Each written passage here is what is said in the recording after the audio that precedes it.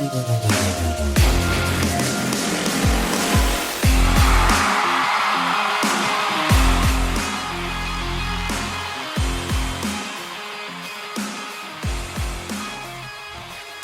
man, Colts Nation, Gus Bradley has got his work cut out for him this season, doesn't he? Now, I don't really like to be negative on this show if I don't have to. I think anyone who's been following for some time would attest to that. But there is a line between just breeding negativity for no reason and then telling the truth as I see it, right? And we have just around, 80 days is the number that I have in my head until the season starts. And when you look at this Colts defense, we as fans have a lot more questions than we do answers. Am I right? I mean, I don't put it past Gus Bradley to get the best out of this group. His resume can't be argued, right? I mean, everyone talks about his years in Seattle with the Legion of Boom, but another notch on his belt that I don't feel he gets enough credit for, a lot of people leave out, is how he was able to parlay that into the head coaching job in Jacksonville, which ended up also having one of the best defenses that we've seen in all of the 2000s. They were so good, in fact,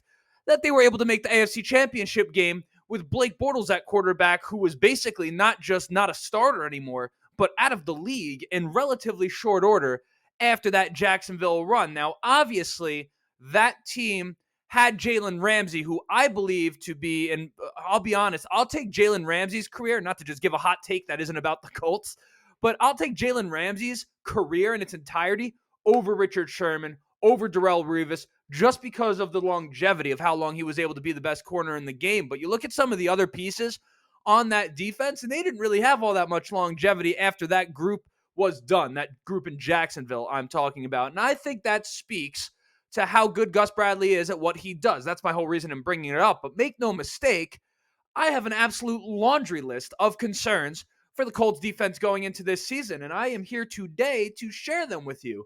So let's get into it. But before we do, thank you so much for being here. Just a quick introduction to me. My name is Justin. This is the Ride in the Bench Colts cast. I make videos about the Colts all the time. So if you're into that type of thing, if you're enjoying what I'm doing, go ahead, drop a like. You can subscribe if you want to be a part of the journey and watch me in this chair when I'm in my 80s, maybe a different chair, but in a chair in my 80s talking about the Colts. You can subscribe if you want to be there when that is going on. And I never say this. Do you see that QR code on your screen right there?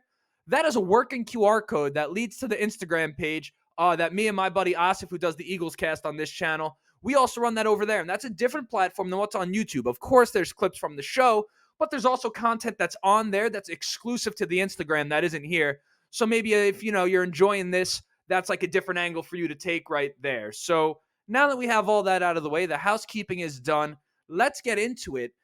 And hell, I don't even know where to start, right? So give me a second to process this in my brain. So how about I start basically by trying to sum up my entire beef, my entire concern for this defense in layman's terms.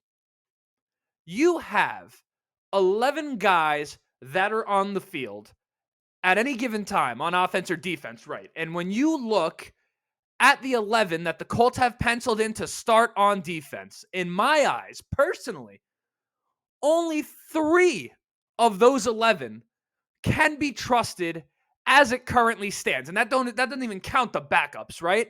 I'm looking at DeForest Buckner, Grover Stewart, and Zaire Franklin. Now, am I missing someone? Maybe in your eyes I am, but in my eyes I'm not. Now, the rest of the guys that I'm leaving out, whether it be due to injury, inexperience, or both, or to me, are just complete question marks as of right now for the Indianapolis Colts. Now, on the bright side of things, question marks are just that, meaning technically, there's no conclusion, right? We don't know if it's going to be bad, but then also, we don't know if it's going to be good, right? And with that uncertainty comes anxiety, and I'd say that sums up where I'm at right now. I mean, some of the players that we have, we all really, really, really like.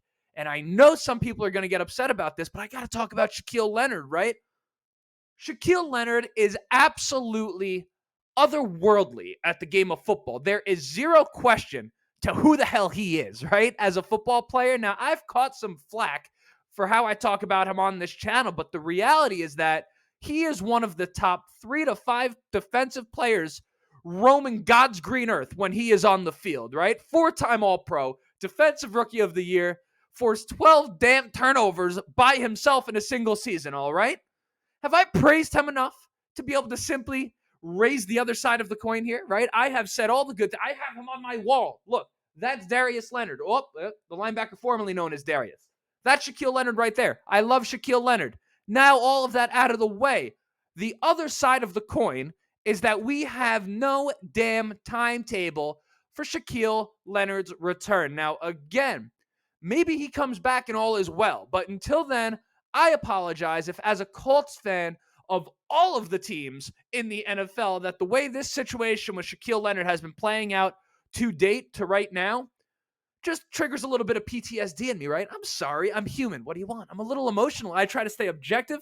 I try to stay unbiased. I try to stay positive. But sometimes my emotions get the best of me, and that is where I'm at. Now, it's a concern of mine even more so when you take into account that in terms of depth at the linebacker position, at least on paper, this may be the least depth we've ever had at linebacker under Chris Ballard. Now, again, guys can step up, right? EJ Speed is someone I have a lot of faith in to step up this year. Zaire Franklin goes without saying how great he has blossomed into being as a linebacker for the Indianapolis Colts. So to pull it away from that just a little bit, but obviously staying on the defense, that's what the whole episode is about, right? We look at the secondary. Pending we sign a veteran corner, what can we reasonably expect out of this group?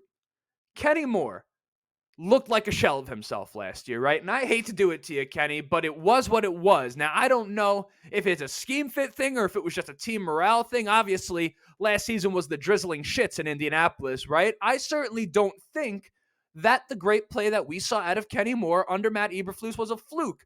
But we're not exactly sure what we're going to get out of him, right? And that would be less of a concern to me if Kenny Moore wasn't the only damn corner on this team that has seen the field more than like a game at a time, right? Now, maybe I'm speaking in hyperbole. I don't really know. I don't have like numbers in front of my face or anything like that, but you get my point. Now, again, that's not to say that the guys we have at corner, I want to keep driving this point home. It's not to say that they can't perform, but you start saying, well, where exactly is the certainty on this defense? Where do we have answers for sure? And when you start piecing them together, I mean, what are the odds that they all work out together, right? The most exciting guy we have at corner outside of a Kenny Moore, and some people, obviously, rookie syndrome is a real thing, right? We all love these rookies. We all get behind these rookies. Every rookie you draft is going to be the best player of all time. That's just how it goes. But Juju Brents is the most exciting one we have, and he is yet to even practice, right?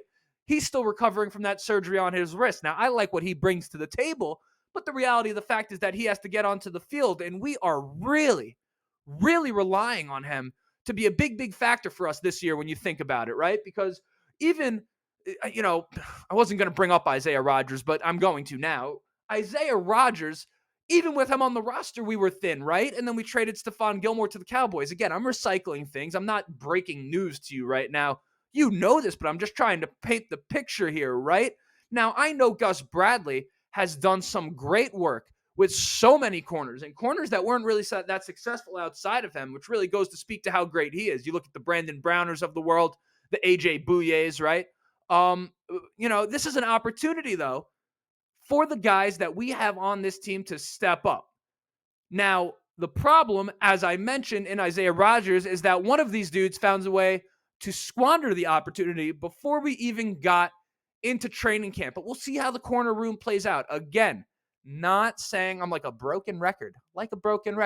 Not saying that it can't happen, but another room that has questions is that corner room.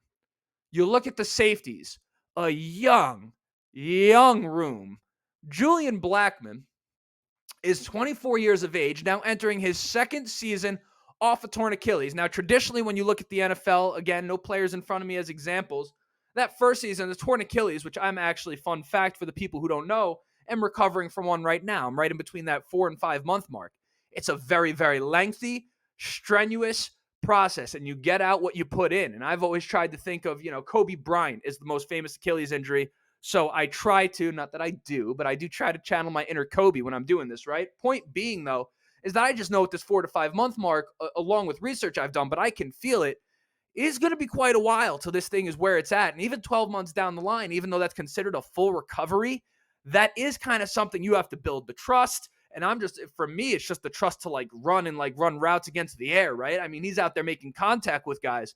So not only was he maybe not up to speed because you can't run, you can't do the cardio for an extended period of time to make sure that you're in shape the way you have to be to play in the NFL, but the confidence as well.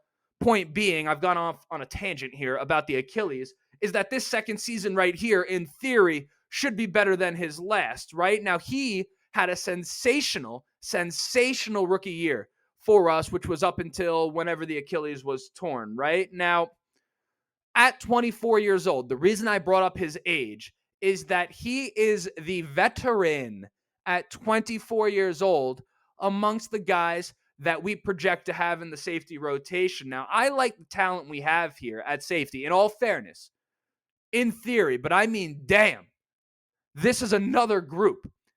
Can you, when looking at the Colts safeties completely objectively, I want you to picture yourself not as a Colts fan, outside looking in.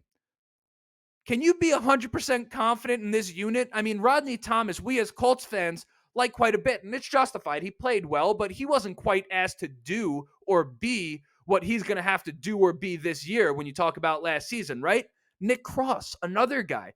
I really liked last year when I was looking at the rookie tape, what I saw out of Nick Cross. I mean, was really a good tackler at the safety position, but last year he was kind of on and off the field, right? Not due to injuries so much, if off the top of my head. It really just depended on the week. Obviously, so much was shuffling around. The Colts were such a mess.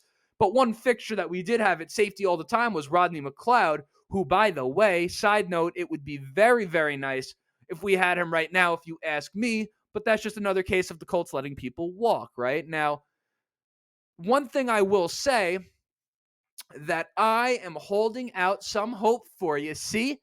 Hope. Even in an episode where I'm complaining the whole time, how deep are we into it? 10 minutes, 12 minutes, whatever it is. Even in an episode like this, I'm going to find a way to end it on a positive note. This pass rush was much improved last season under Gus Bradley. And when you look at some of the pieces we have in place right now, we may actually end up having a better pass rush this season than we did last season. But again, as is the theme, right? This is the caveat. There's still some questions that need to be answered here, right? And it starts, obviously, as many of us know, with Kwity Paye, who we're all rooting for. Obviously, we root for everyone on the Colts. I'm never rooting against anyone on the Colts. In fact, those of you that do, I think that's kind of weird. I think you're kind of a weirdo for that, if I'm going to be 100% honest with you. If you're on the 53-man roster of the Indianapolis Colts, I'm a fan of you, period. When you leave, different story. If you gave us some good work, I'll probably still be a fan of you. But those of you who root against them or root against our guys, it's like a weird thing. Is that like the idea of you being right? Is that validation like enough for you to like not support the? I'm sorry, I don't want to isolate anyone. I apologize. I'll go back to talking Colts. Right? I don't need to do personal attacks over here, right? But Kwity Paye has not been able to stay on the field consistently enough. Now, it hasn't quite been to like season-ending injury type stuff, but this year for him is like all the marbles, right? When you talk about his future in Indianapolis, so let's see how he does. He has all the tools, and it's not like he didn't sack the quarterback at all last year. The numbers say he did.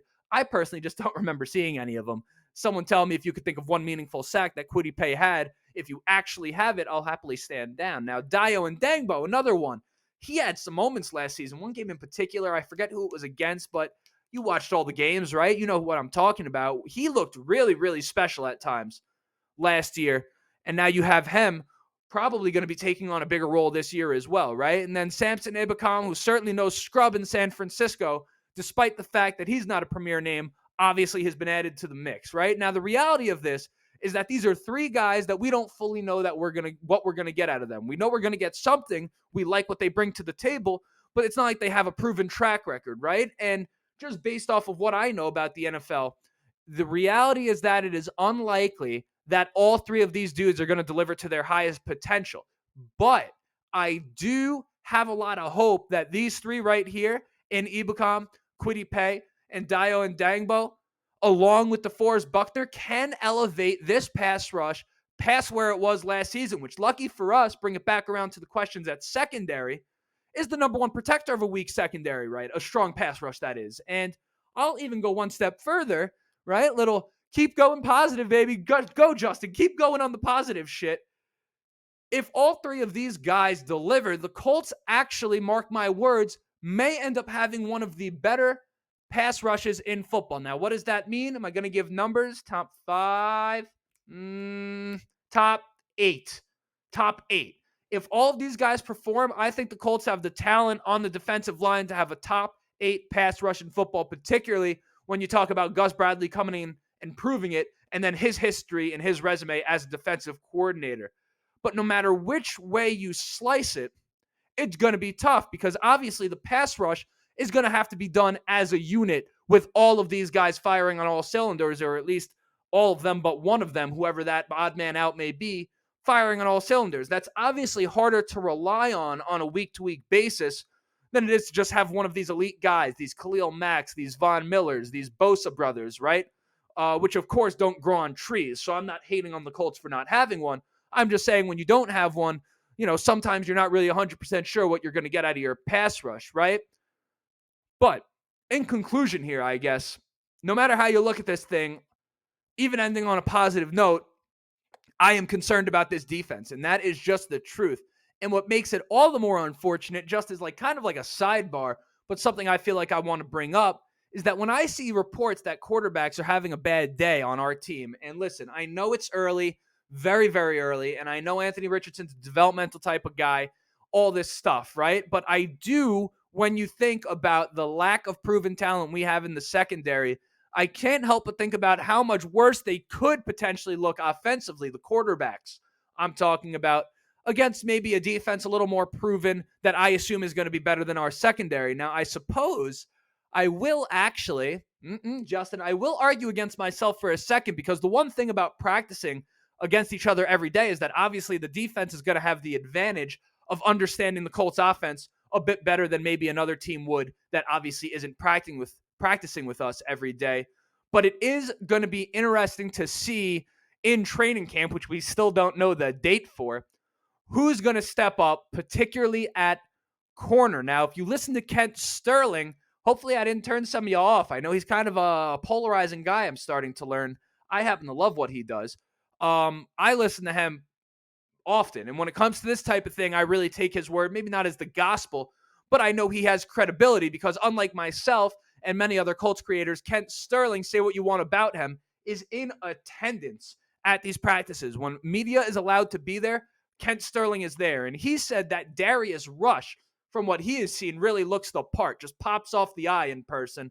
So I'm going to be keeping tabs on how that develops with Darius Rush, because that would be a pleasant surprise if we could get a nice performance out of a fifth-round rookie. That's not something that never happens. Think about last year, Tariq Woolen, I believe is his name, on Seattle was like a sixth-round pick, and he ended up being in contention for Rookie of the Year. So this type of thing does happen, and Darius Rush was a guy who a lot of people considered to be a steal. That was actually a theme amongst the Colts draft. Now, it's also quite possible that the Colts this season, just consider it one for them to take their lumps, right? I'm talking about the young guys, that is. Just let the young guys learn, make their mistakes, hopefully improve, and then see where the chips fall, and then see where you're drafting next year. But with that, I feel like now I'm just babbling. So I think I'm done ranting for today. Congratulations. You've made it to the end. If you're still here, drop a comment. I'm curious what you think about the Colts defense. Do you think I'm being too harsh? Are you kind of with me? Are you seeing the red flags that I'm seeing? Curious to, I read all the comments. Again, those of you who follow the page, not only do I read the comments, I respond to most of them. Sometimes it gets lost in the shuffle because I'm a busy guy, but I do read all of them for sure. So yeah, that's it. Until next time, thank you so much for being here. My name is Justin. This right here was the Riding the Bench Colts cast. Get used to seeing me. I'm going to be here for a very long time. Go Colts.